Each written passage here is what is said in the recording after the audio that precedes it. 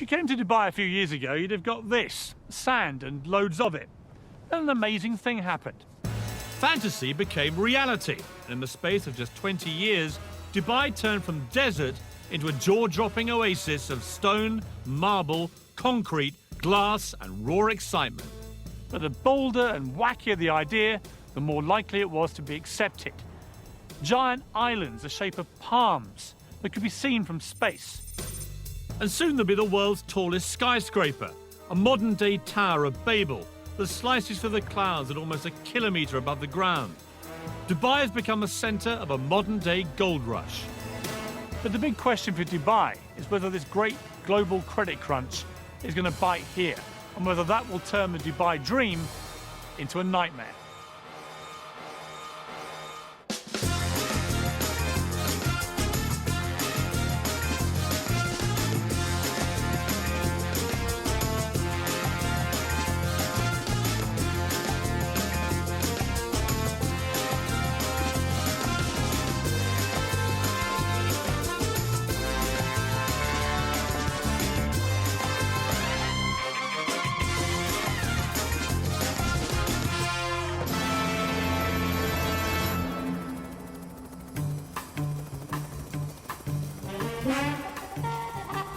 Dubai is one of the 7 states that make up the United Arab Emirates, under the rule of Sheikh Mohammed bin Rashid Al Maktoum. Its reputation as a tax-free haven and land of opportunity has attracted 120,000 Brits, all chasing the Dubai dream.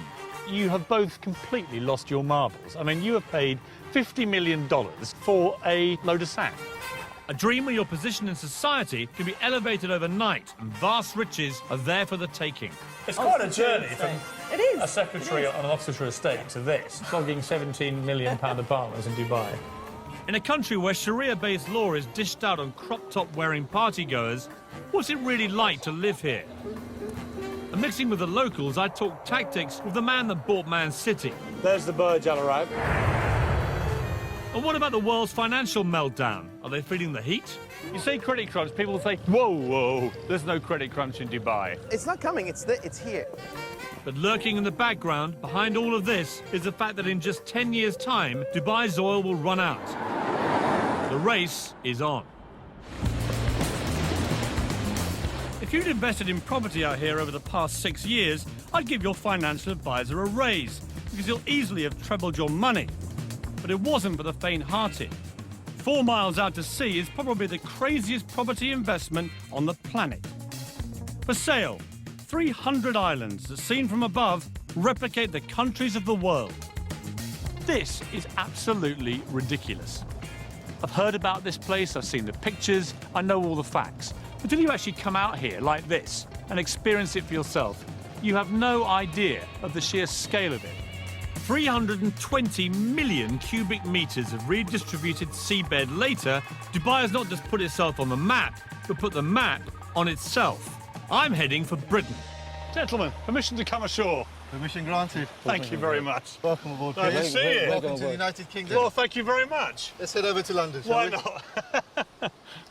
Ex-Londoners Safi Qurashi and Mustafa Nagri moved to Dubai 4 years ago. Between them, they've just bought England. Dare I ask how much you've paid for it? Topping over $50 million. You have both completely lost your marbles. I mean, you have paid $50 million for a load of sand.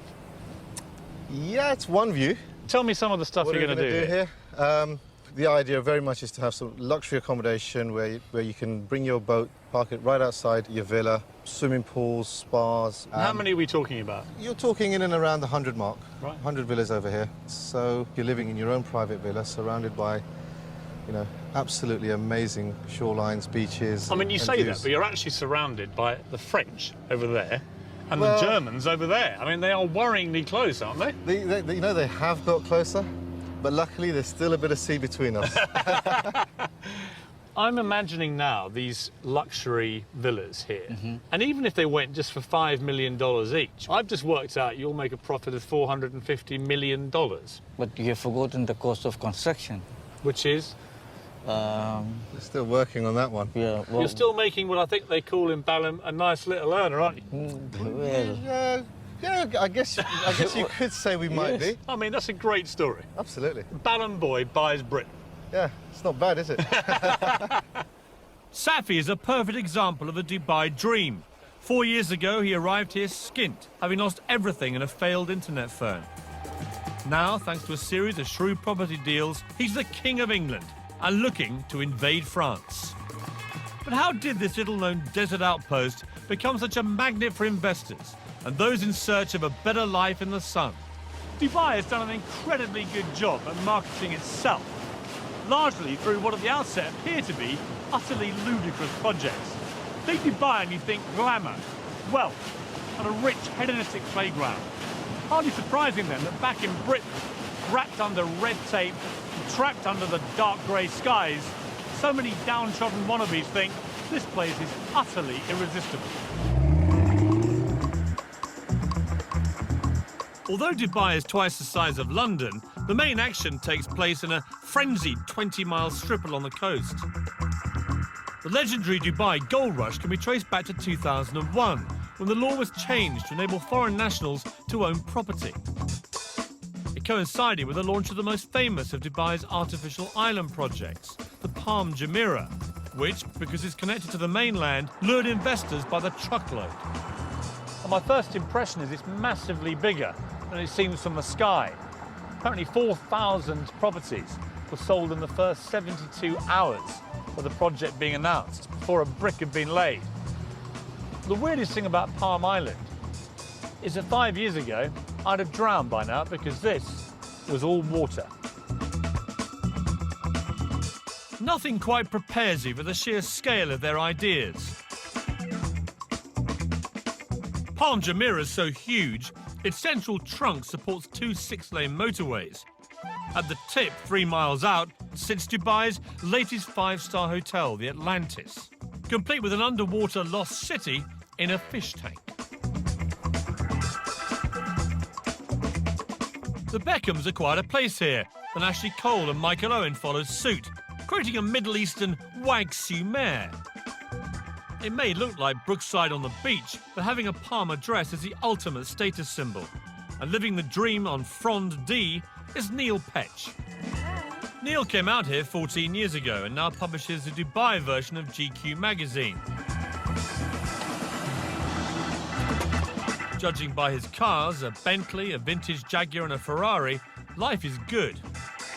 Okay, here we are, ladies. Throw in a Russian model wife and her glamorous friends, and I'd say Palm living is very good. How much have these properties been going up by in value? Well, about 4 villas on either side of me. No one lives there. People had them as an investment, and they're going up at such a rate that they don't actually need to rent it. I wish I were in that position. I mean, if you bought that one at the start, for example, what would you have paid? Well, that was probably about £700,000, 2.6 million dirhams in our currency. And what would it be worth now? 15, something like that. So around 6 times what you paid for it. Exactly. So it's been an amazing investment for people. Yeah, it makes you question your own job when you're earning a lot less than your house is doing by sitting there. And is there, like, in any development like this, is there a bit of, you know, keeping up with the Joneses? Absolutely. I mean, I've had to upgrade my barbecue several times. Dubai has learnt a very British lesson. We do like to be beside the seaside. Waterfront property commands a premium, and building out into the sea will add 300 miles to their coastline. But when we struggle to build something as simple as a Millennium Bridge, how do you create an entire city in just 20 years? I have some days when I say, you know, this is crazy. I want to go to New Zealand. I want to live in a farm, you know. And when you built it, how do you make sure the rich come flocking? This is ridiculous. I mean, how many towels are there? Why would you need 100 towels? And at the world's only 7-star hotel, I sampled the Dubai dream for myself.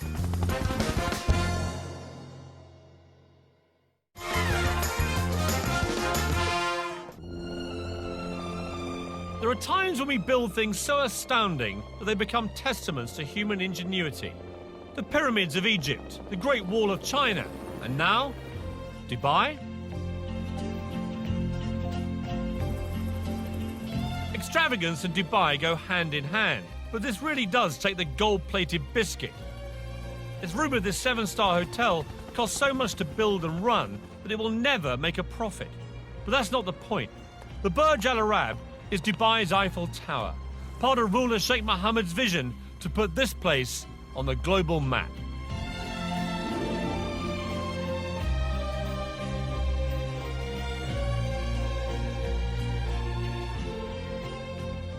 The best rooms here will set you back 12 grand a night and come complete with one of the hotel's 16 white Rolls Royces and your own personal manservant.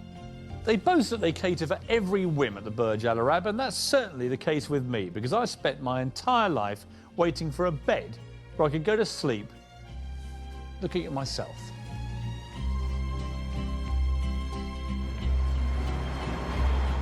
I'm here to meet builder Eddie Mitchell, who I last met at the height of the UK's property boom in Sandbanks, Dorset. Eddie was creating futuristic properties inspired by this hotel. He's been coming here on business for 5 years and is now a gold star guest, affording him extra special treatment. Watching you coming in, it was like watching a visit by the Queen. You know, there's like a cast of thousands offering you tea and dates and hand lotions. It's the same every time. My butler that I've had for 6 years, he meets us every time we come here. Whatever time of day, he's at the door. It's like coming home. So, Eddie, last time we met was in Sandbanks, Yeah. where the funny thing was there is that you produced properties like this, which are, you know, by any normal standard in Britain, completely barking mad, futuristic, emporiums of glass and concrete and everything else. Out here, you're known as Mr. Boring, because, I mean, that is not even first base, is it? Not really, no, Piers. I mean, you must love it here. It's like a permanent building site. Yes, but probably the biggest building site in the world, and after 30 years of building, I just love it. You're like a pig in a sty, aren't you, Eddie? Yeah, definitely.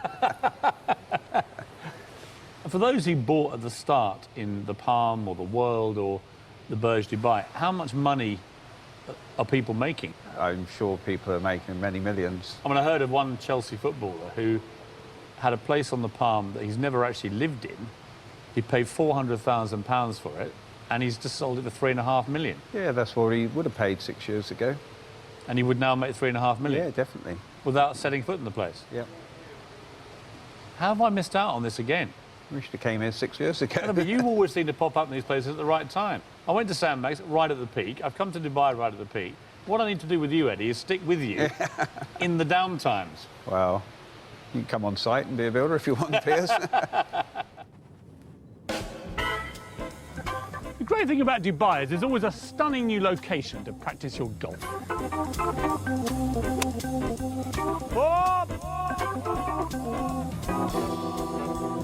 But you wouldn't have thought you could practice your skiing as well. This is Ski Dubai. It's 45 degrees centigrade out there, and in here, -4. In fact, it's absolutely bloody freezing. The thing about Dubai is that the crazier the idea, the more likely it is to be accepted. There are many extraordinary feats of construction underway in Dubai at the moment. A few more remarkable than this. It's going to be the biggest theme park in the world. It's going to be 107 square miles. Or to give you some idea of perspective, bigger than Birmingham. But even more extraordinary is the fact that they boasted that the catchily named Dubai Land would be finished into 7 years. Achieve that in the current economic climate, and I'll eat my sunglasses.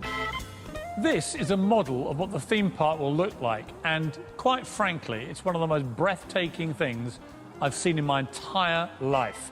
There are going to be life-size replicas of the Taj Mahal, the Eiffel Tower, the Egyptian pyramids, even Big Ben and the Houses of Parliament. There's a Las Vegas-style strip, only it's 4 times as big as Vegas. There's only one word for this: bonkers. But in Dubai, biggest is best.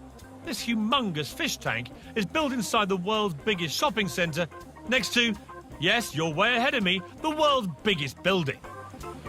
I've been to lots of tall places in my life. The Empire State Building, Eiffel Tower. I worked at Canary Wharf for 10 years.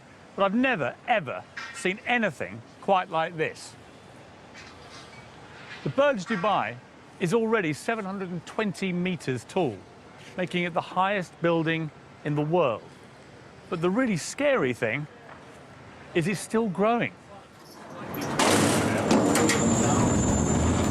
Probably the most unnecessary sign of all time. Please don't lean on the doors. The sheer bravado of this structure beggars belief.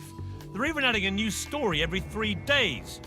It's another part of Sheikh Mohammed's plan to make sure Dubai stands out. The final height is still top secret, but the ambition is to be almost double the height of the next tallest building on Earth.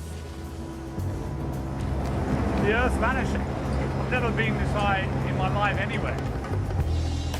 Mr. Ali Alabar, the 5th most powerful man in Dubai, is chairman of Emaar, the government-backed construction company building the tower.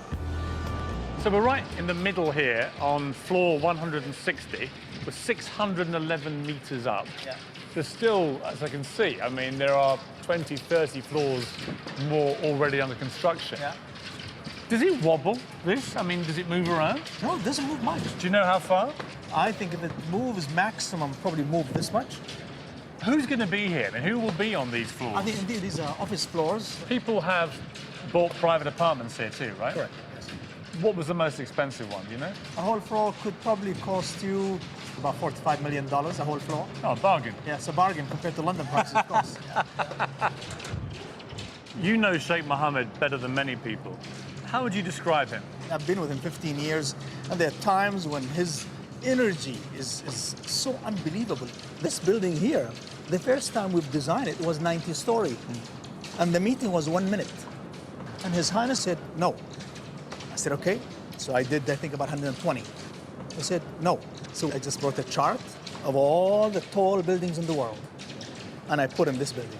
And he said, okay, how much taller than the tallest? I said, well, we're about 40% taller. He said, good, you go.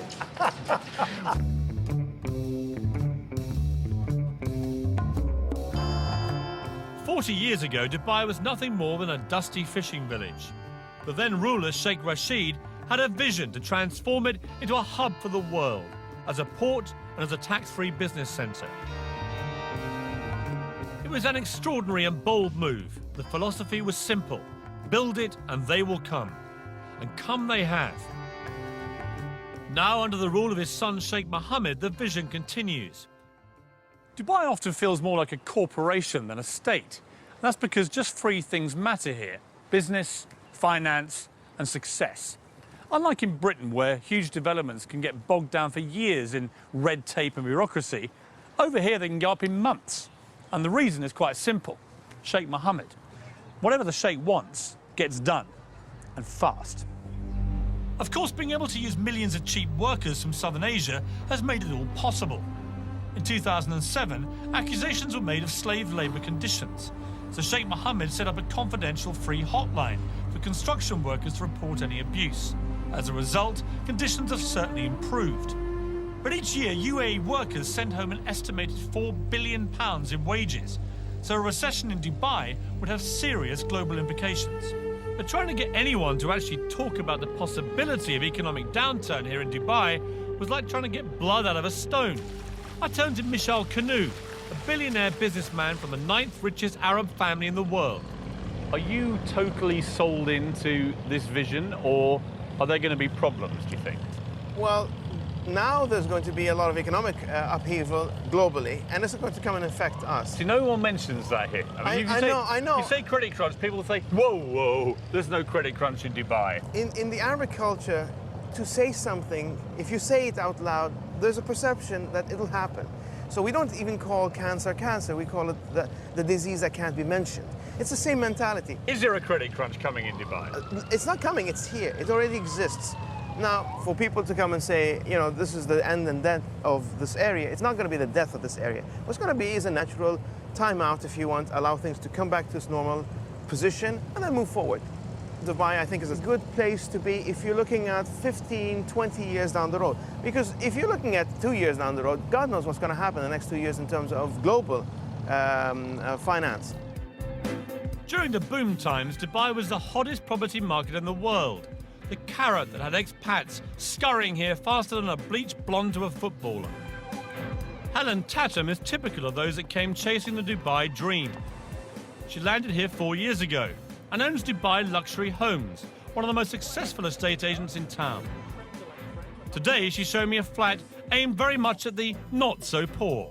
Amazing views, vast amount of room. I mean, how big is this? It's 13,400 square feet.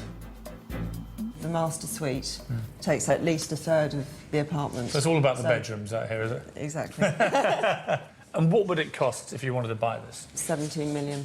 Wow. Who would buy a place like this? I mean, who's living in this block? Yeah, I mean, discretion is the word, but, I mean, we've got sporting personalities, we've got presidents of countries. 15 times the size of the average house in the UK, who said size doesn't matter? I mean, it's just humongous. Yeah. This is not even... apartment is too loose a word. Well, I mean, this is... hello! I mean, it echoes. I mean, it's unbelievable. I mean, look at it. It's not a kitchen, it's a restaurant. That's the children's bedroom. Of course it is. How silly of me. Here's the bathroom. This is the bathroom. I mean, this they is... take a lot of care over the bathroom. This is ridiculous. I mean, how many towels are there? There must be 100 towels in here. Why would you need 100 towels? I mean, it is just opulence on an almost regal scale, isn't it? It is. It's a staggering apartment. Perfect for your average multi-millionaire. It's a great view. Amazing view. But maybe not so good for a billionaire. Which is why the next phase will have its own heliport on the roof. That is going to be just going for a higher level altogether. That's going for your billionaires rather than just the millionaires. And it's going to have its own helipad, and you know, they're working on their own immigration so that you can just jet in and... Well, literally, so some Russian oligarch just lands on the roof, and out come immigration officials. Right. Yeah, incredible. What's a nice girl like you doing, flogging £17 million apartments in Dubai? I don't know, it just happened 4 years ago. Set up my own real estate company, and What were you doing back in Britain? I worked on the country estate in Oxfordshire. Doing what? Doing what? As the estate secretary. You're a secretary? Estate secretary. Estate secretary, sorry, I don't want to diminish your role, but I mean, it's quite a journey from a secretary on an Oxfordshire estate to this. Yeah. And you're now glimmering in diamonds and Rolexes and stuff. So life's been good for you, right, Helen? It has. Thank you. And that's not the half of it. Helen now has her own polo team with 8 Argentinian ponies and a full-time professional trainer. It certainly beats typing. Friday is polo day here at Arabian Ranches. It's a bit of a fixture of the expat community. A chance to revel in the good life whilst catching a chukker and slithering up the social ladder. Becky, from Bingley, West Yorkshire. Yeah. And here you are at polo. Yeah, I'm at the polo. Bingley girls are not really used to doing this sort of thing, are you? Let's be honest. No. I came over here and I launched a magazine for another company, and I've just launched this magazine, and I'm 28 years old and I would not get that in the UK. You've done badly for a girl from Bingley, have you? It's all right. I'm quite happy.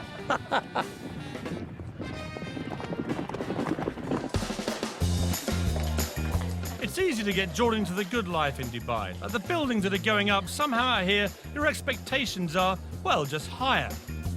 But to live up to those expectations, you're going to have deep pockets, especially if you fancy a personalised number plate. I have the 93. And how much was that? $2 million. $2 million? Yes. And I'll find out what it's like to live where hedonistic Western playgrounds exist in a country governed by strict Muslim values. And what happens when you cross the line.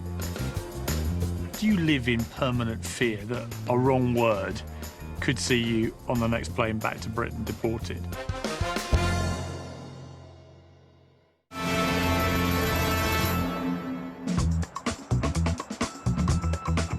I wanted to get an Arab perspective on Dubai. Fortunately, the man that bought Manchester City, Dr. Suleiman Al Fahim, has a house here. He's made a fortune in property and is the Alan Sugar of Arabia, with his own apprentice-style TV show and even his own catchphrase. Impress me. When he said he'd show me around the city, I didn't realise he meant in his own private jet. He impressed me.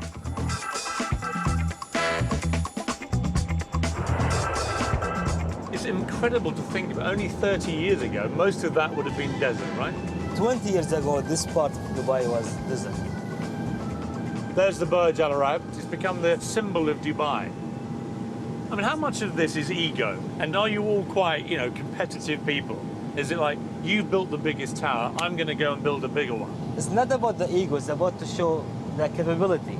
We want to show our royal family that we can do it. And what they're looking for is to build something unique, something extraordinary. And with this kind of development, we attract foreigners. I mean, how much money is there down there now, would you guess? The last number announced recently was around $300 billion. 300 billion US dollars, just swimming around below us. I was told your very first major project here, you made 150 million US dollars on that deal. Is that right? Yeah, that's right. And you cleaned up. I mean, you made 150 million bucks. The good thing, once I came with the... You're allowed to smile when I say that figure, by the way. I know to you it's not much money. To me, I mean, this is like unbelievable. What's it like being a billionaire? You look like you have a lot of fun. You're always smiling. Yeah, you really enjoy it. For us, we don't really enjoy with money and cash. We really enjoy with family. It's about more cultural friendship between the family relationship and the friend relationship. Now that's a family I'd like to get into. I wonder if he has any single female relatives. So we've seen the city from the air. Now it was time to see it at ground level, in the world's only Versace Lamborghini Murcielago. Dr. Suleiman paid $600,000 more than the standard car for this designer model to ensure he cuts a dash on Dubai's highways. The big thing in Dubai is about number plates, isn't it? Yeah, number plates is very important. Your one is 737. Is that a valuable one? Yes. But the 2 digits is more important. I have the 93. 93? I bought because that's the year of graduation of my wife. And how much was that? Today it's worth $2 million. $2 million? Yes. For 93? Somebody would pay you $2 million for that? Amazing. Thank goodness his wife didn't graduate in 83. Even he might have struggled to pay for that one. With such mind-boggling spending power on tap, it'll come as no surprise that all pockets are catered for. Shopping here at one of Dubai's super malls is a bit like being back at home, to be honest. Harvey Nicks behind me, a Lacoste over there, Starbucks, Zara. The only difference here is you've always got to look out for that unexpected visit by the billionaire Arab sheikh. So, how about a mobile phone? What do they cost? It will be 110. £110? Yes, £1,000. £110,000, I see. And this one? This is £100,000. Oh, okay, so that's a bit more of a bargain. Yes. So do you actually sell these phones? A few weeks ago, the one sheikh chose 4 telephones. So an Arab sheikh came past your shop and bought 4 of these? Yes. For £500,000? Yes. Blimey, what on earth do you do when you want an upgrade? It's all so easy to get sucked into the affluent lifestyle in Dubai. The place just drips success. Most expats here enjoy a quality of life they could only have dreamt about back in Britain. Vast villas, sprawling staircases, giant swimming pools and personal maids. They spend their days enjoying the leisure at 5-star hotels like this, and their nights at parties covered by the society pages of Hello magazine. Small wonder then that so many start to feel, well, a little bit grand. After all, back in Britain, they were minnows. Here in Dubai, everyone's a whale. Tonight's the Hot 100 party, an annual event where the local version of Hello magazine draws up a chart of all the movers and shakers in town. In the main, it's the likes of spa managers and boutique owners that make it, but it's taken very seriously. If you're in, you're in. And if you're out, you may as well be in Goodbye magazine. You've made it. You haven't. Well, actually, I may have. I've just been speaking to the editor. There's this whole sort of strata zone that you get into when you get into the Hot 100. I mean, it's quite cool to be considered like hot. And apparently none hotter than yours truly. Well, the hottest thing that I found at the Ahlan Hot 100 party is Mr. Piers Morgan. Welcome. Hello. Expat life here revolves around the 50 or so 5-star hotels. That's because once inside, you never need know you're in a country where alcohol is frowned on, it's illegal to kiss in public, or be gay, or share a flat with your girlfriend. Dubai knows it needs Westerners to succeed, and so deliberately turns a blind eye to goings-on, providing they go on the private property of the hotels, a kind of expat bubble where life is good and intoxicating. The Barasti Bar is a regular expat haunt. It's not far from where a couple of Brits were recently arrested for having sex on the beach, although I believe that might be illegal back home as well. Enjoying herself in a slightly more legal way is 46-year-old mother of two from Birmingham, Karen Brady. Dressed to kill tonight, Karen. Always, always. Is this your nightly This is garb? generally, yes. Generally. Less is more. Less is more. Less is definitely more. And what's it like? I mean, the nightlife here. Every single night you can party without fail. Come out here, party. It's like non-stop. And you get drunk? Frequently. And are you making loads of money here? Absolutely loads, millions. No, So you here, came loads for of the friends. money and the parties? Absolutely, yeah. In what Absolutely. order? Well, first money, then the party. And what's the man scene like here? I'm not looking for the man. I'm just here enjoying myself. I've been married all my life, and I'm not doing that anymore. But you go on dates here and stuff? or- Sometimes, yeah, I do, yeah. I like to have dinner with intellectual men, but I generally don't fancy them. Right. Well, we should go for dinner then.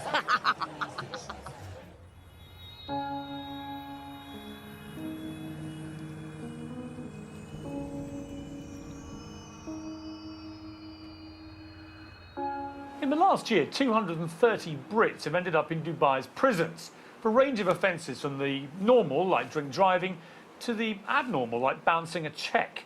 If you are going to come out here, make sure you learn the law.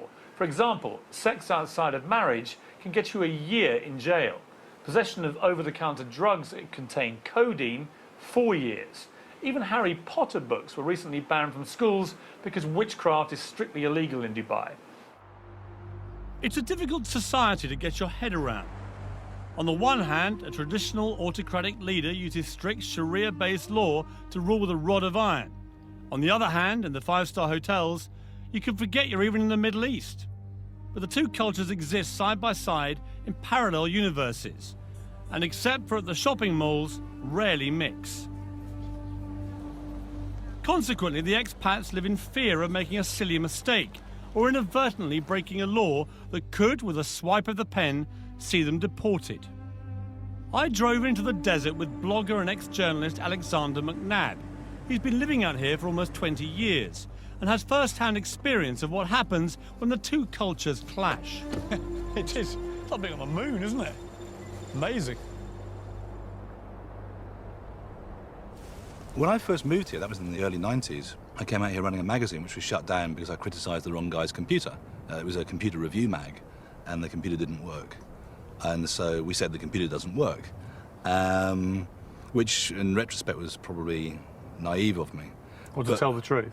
To tell the truth. But it offended a man who happened to be related to a man who happened to be in a position to do something about it. So my office was sealed by the Ministry of Information. Now, the great thing about Dubai today is that actually probably can't happen. Is it relaxing, the censorship? Is it getting easier? Yes, it is. If you can stand up a good story where a government department has behaved appallingly, I think you've got a chance of running that story.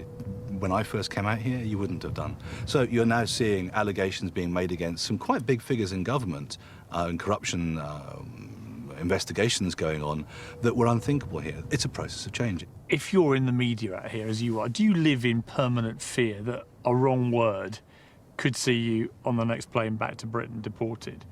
Are you wary about what you're telling me, for example? No, I don't think I have that fear. I might be horribly wrong, but I don't think I have that fear. I don't live in fear. I don't live in fear of saying what I think. Oh, don't worry, but I've just seen 2 quad bikes with a couple of government officials nipping over that dune. It's you they're after. They've been listening, haven't they? Part of the problem lies in the fact that the Sheikh can change laws virtually overnight. Tenants and landlords who ignore the villa sharing ban could be fined up to 50,000. While we were filming, in an attempt to stop overcrowding amongst unskilled workers, it was decreed illegal to share property with anyone except close family. If you're thinking of coming out here, make sure you do your homework. Disconnecting water and power supplies. Super. I'm off to meet an old friend, Patty Parfit. She moved out here with her son Harry after separating from her wayward husband Rick, guitarist of Status Quo. She'd been out here on holiday and thought Dubai would be the ideal place to change the status quo and mend a broken heart. A year on, however, and the Dubai dream is turning sour. Hello. How are you? Hello, I'm good, thank you, How darling. lovely to see you. And you, how are you? The last time I saw you was on a status quo tour bus. We don't talk about that. Welcome to my home. So this is your lovely piece of Dubai paradise. This is nice. this is our little hacienda. So this is the lounge. Yeah. This four-bedroomed house is typical of the expat family lifestyle out here. Inside landscape gated communities and miles from anywhere. So this is the kitchen. Thankfully for the neighbours, it's detached. So, Paddy, you're in a very nice place here, but it's half an hour inland. What would you pay here for your rent? What do you... Oh, you're going to die. £32,000 for the year. And you have to pay Wow. up front in Dubai. So that's you had to write a cheque for £32,000? Yeah.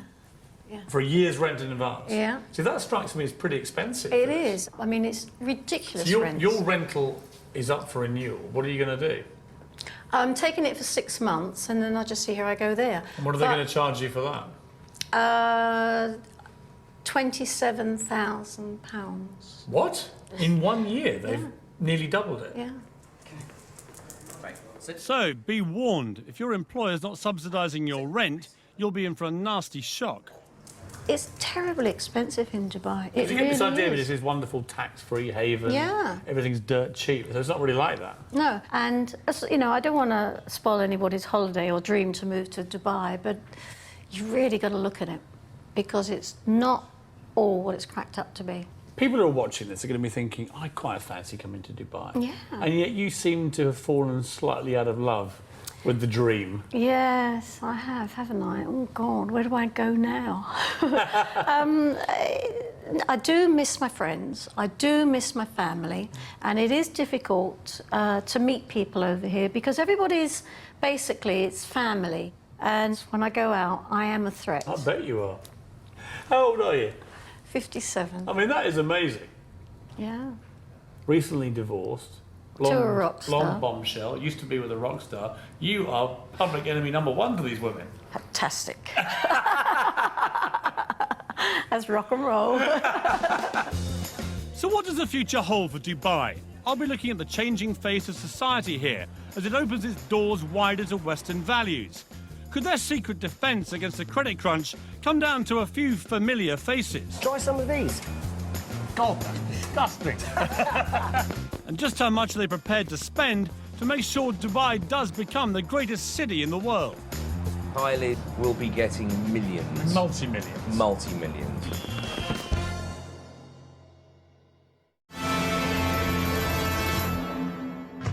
In the UK, we've taken thousands of years to develop our laws and customs, whereas Dubai has had just a couple of decades to try and find common ground so the 205 nationalities can happily coexist.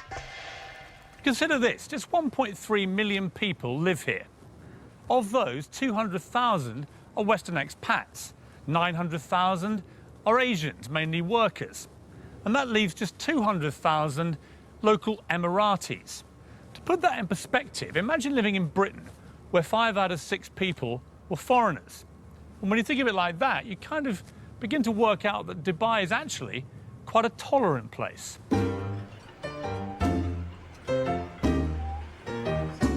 It's a sign of Dubai's willingness to welcome foreigners into its midst, to keep moving forward. And someone taking full advantage of that acceptance is Derek Khan. Oh, it's very good. Derek, a former fashion stylist to pop stars like Salt and Pepper and Snoop Dogg, is today better known as an ex-jewel thief. What happened, very stupidly, I pawned jewels. And of course, pawning, you don't pawn what is not yours. And I dug myself into a nightmarish hole. I would have to go take one piece of jewel, go to another company and lied, basically, to get another piece, and which I pawned, and it became a circle, a nightmare circle. And you got a 2-year prison sentence. Yes, I did. He served 2 years in a New York jail for his crimes, was kicked out of the US and settled here in Dubai, reinventing himself as, get this, a jewellery designer. There you are, a convicted thief, felon, for want of a better phrase. You're kicked out of America, and then Dubai, where you would imagine they're quite strict about that kind of thing, they welcome you in here. I was accepted into Dubai because I think I was very straightforward with what I had done. I was very straightforward in who I am, and they kind of saw what I can do. You're also fairly unique, though. I mean, there aren't many Dereks in Dubai that I've met. Not with this look, the whole thing, you know? Well, you'll be surprised. Dubai is just, you know, again... There are more of you out there? I hope not, but... Put it in, give me a little, exactly, a little swing. What I hear everywhere is that if you do this, you're out. If you do that, you'll be deported. So what I haven't found is any real evidence they actually do this. I mean, do people get chucked out of Dubai? Well, of course they do. You know people who've been deported? Well, no, I don't. That's the point. I mean, I don't know anyone who's been deported. But, you know, the thing There seems to be a collective fear of being deported without any evidence anyone ever is. Well, listen, the collective fear works because guess what? I can open my car, and especially from New York City, I could never dare leave my computer in the car. I do it all the time.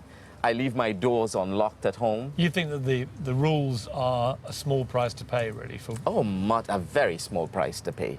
You know, it gives you that sense of security. And I couldn't be happier here. Right, beautiful, beautiful. Right. Lovely. If Dubai is going to succeed, now more than ever it needs people. It has to be seen as the in place, somewhere you can't afford not to be. So when Dubai can't build it, Dubai buys it, spending millions on celebrity names and, crucially, brands. Gary Rose is the latest big name lured into town. He'll be in good company. Gordon Ramsay and Marco Pierre White are already here and raking it in. Gary, how are you? Hi, very good, thank you. Nice to see you. Very good. You too. You came just at the right time. Try some of these. That is a little salmon fish cake with a lemon hollandaise. God, that's disgusting. I don't even laugh. I mean, it's actually delicious, but just to see what your face is like, it's delicious. Tell me, Gary, you've flown all the way to Dubai, and you've flown all the food out here as well. Oh, yes. Why don't you just stay in England? Oh, yes. What? When it's 36 degrees outside and it's snowing in the UK, where would you choose? You know, I just thought, no, you know, I want to spread the word about British cooking. But be honest, Gary, would you be out here if there wasn't a whacking great big Arabic check in it? I mean, I know a lot of chefs, right? I must. You all like your money. Hang on, where's that contract of mine?